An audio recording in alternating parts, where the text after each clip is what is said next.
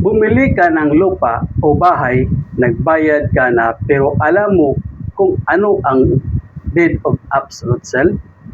Maraming buyer nakaalam na kailangan nila ito pero hindi nila alam kung ano talaga ang ibig sabihin nito at bakit napakahalaga ng dokumentong ito.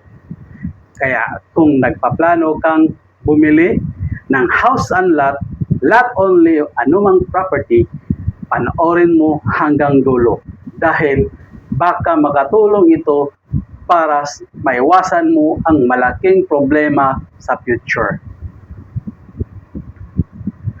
Hi everyone! Welcome back sa ating Real Estate Tips. Today, pag-usapan natin ang isang importanteng dokumento sa pagbili ng property, ang Deed of Absolute Sale o tinatawag din na Absolute Deed of Sale. Ano nga ba ito? Sa madaling salita, ang Deed of Absolute Sale ay isang legal dokumento na nagsasaad na ang seller ay inibinta at inililipat ang kanyang ownership right sa property sa buyer subject sa mga terms at requirements ng transaction. Pero tandaan, hindi ibig sabihin na kapag may Deed of Absolute Sale ka na, automatic na tapos na lahat ng proseso. May ibang importanteng step pagkatapos nito. Part 1. Ano ang Deed of Absolute Sale? Ang Deed of Absolute Sale ay isang kasulatan na nagre-record ng agreement between the seller and the buyer tungkol sa pagbebenta ng property.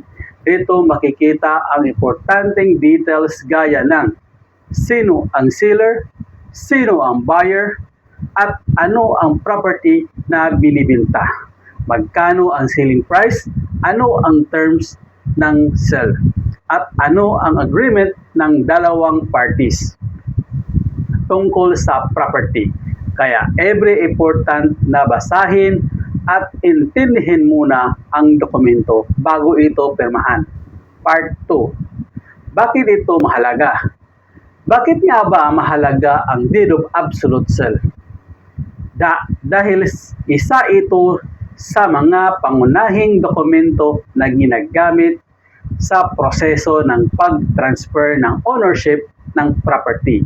Halimbawa, bumili ka ng house and lot, nag-agree kayo sa presyo, nagbayad ka ayon sa nakapagkasunduan, then kailangan mong magkaroon ng proper documentation para ma-establish ang transaction at magamit sa mga susunod na proseso ng property transfer.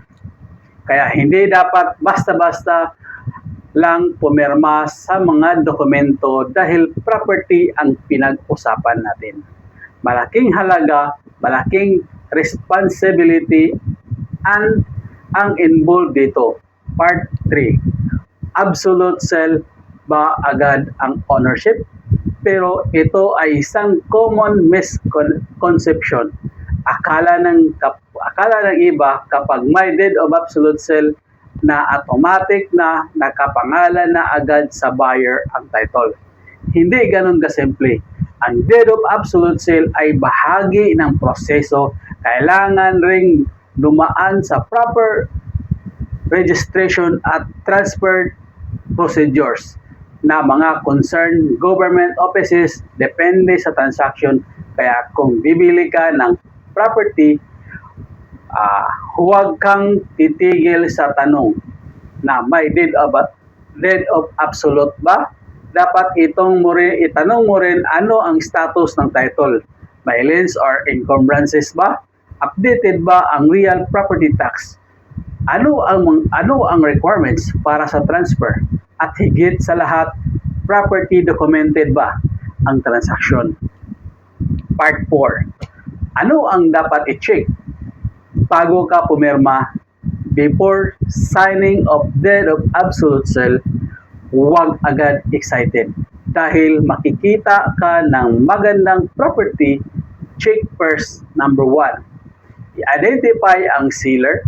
Siguraduhin kung sino talaga ang registered owner at kung sino ba ang authorized na magbenta. Number 2, title. Kung titled ang property, dapat ma-verify ang title at details nito. Number 3, property description. Check kung tama ang lot number, area location at ibang pang property details. Number 4, selling price at payment terms. Dapat malinaw kung magkano ang total purchase price, magkano ang nabayaran at ano ang balance kung meron. Number 5, annotation or encumbrances. Tignan kung may mortgage, adverse claim, liens, or ibang annotation na maaring paka-apekto sa transaksyon. At number 6, taxes and other obligation. Dapat malinaw kung sino ang responsible sa applicable taxes, transfer expenses, registration fees, at iba pang transaction cost. Part 5, huwag magmadali. Isa sa pinakamalaking mistake ng buyer ay yung, "Sir, mura naman. Pirmahan natin ngayon. Maganda ang property, maganda ang location, affordable ang price." Pero huwag mong hayaang mawala ng due diligence dahil isang excitement. Remember, mura ang mag-ingat ngayon kaysa mahal ang problema later. Kung hindi mo may naintindihan ang document, magtanong kung may questionable information. I-verify at kung malaking transaction ito, mas mabuting humingi ng assistance sa qualified professionals tulad ng abogado, licensed real estate professional, at concerned government offices. Part 6, simple scenario. Halimbawa, may nakita kang property worth 2 million. Nag-agree kayo ng seller, then sinabi ng seller, "Sir, perma na lang tayo ng deed of absolute sale." Excited ka dahil finally makakabili ka ng property, pero bago ka pumirma, dapat itanong mo, "Sir, verified ba ang ownership? May existing mortgage ba? May annotation ba? Updated ang taxes? Ano ang complete documents? Ano ang process pagkatapos ng signing?" Dahil ang goal natin ay hindi lang mabibili, ang goal natin ay makabili ng legal documented at maayos ang proseso. Part 7, important reminder. Another important reminder, ang deed of absolute sale ay hindi dapat ituring na simple papel lang. Legal dokumento ito, kaya dapat i-secure ang information properly executed at naayos sa actual agreement ng buyer at seller. Huwag ding gumamit ng random template na nakita lang sa online nang walang proper review, lalo na kung malaking halaga ang property transaction. Every property transaction can have different circumstances. Kaya kung may complicated ownership issues, inherited co-ownership, mortgage, or other illegal concern, professional legal advice is highly recommended. So, ano ang deed of absolute sale? Simple explanation. Ito ay isang importanteng dokumento na isang property sale na nagdo-document ng pagbibenta at agreement between the seller and the buyer. Pero tandaan, deed of absolute sale is not the end of the process. Maybe registration taxes, transfer of title, at iba pang requirements. Sa kailangang maayos, depende sa transaction. Kaya bago bumili ng property, huwag lang itanong magkano. Tanungin din, legit ba, complete ba ang documents? Verify ba ang ownership?